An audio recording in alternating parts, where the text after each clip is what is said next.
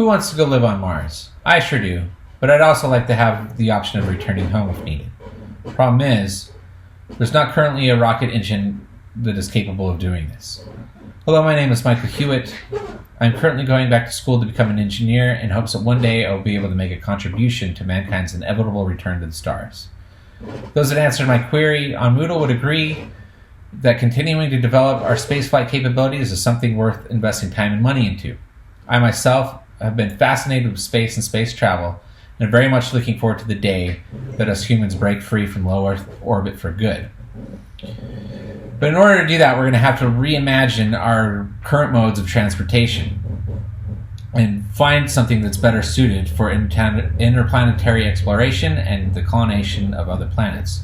There's one type of rocket engine out there that has the potential to do just that. It's called the full-flow staged combustion rocket engine.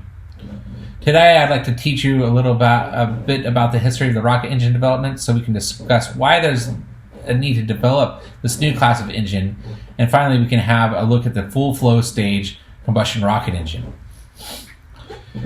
But first, a disclaimer: if there's any rocket scientists out there in the audience, or any more about the subject than I, please forgive me for oversimplifying extremely complex machines.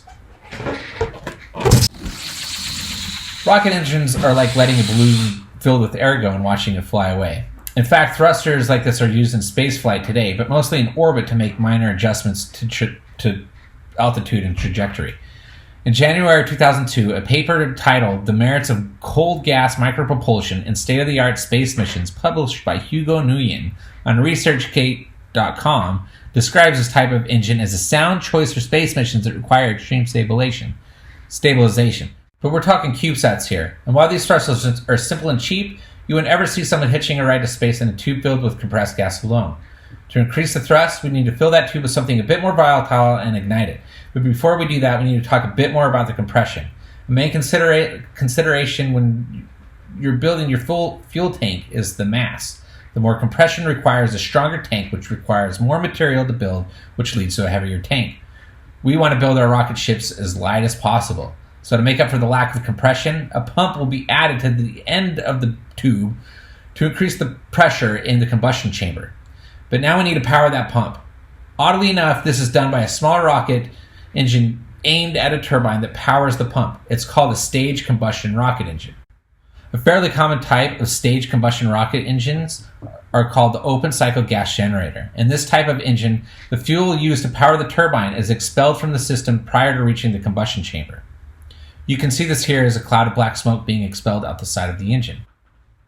Without getting too complicated into the reasons why this is an inefficient design, an article posted in November of 2013 on aerospaceengineering.net blames the issue on running the preburner at less than optimum fuel ratios to keep from melting the turbine. In addition, the fuel used here does very little to propel the craft, so basically you're getting this desired increase in pressure, but at the cost of less than optimal fuel economy. This photo I showed you earlier is actually that of a Merlin engine designed and used by SpaceX to power the Falcon 9 spacecraft. So if the open cycle gas generator design is good enough for the Falcon 9, why spend time trying to improve it? There are probably countless reasons to answer that question, but the answer I like the best is because we can. This is the Raptor engine. It is one of only 3 full-flow stage combustion rocket engines ever built, and the only to ever leave the test stand. For our discussion here, the main difference between this type of engine and an open cycle engine is that this is a closed system.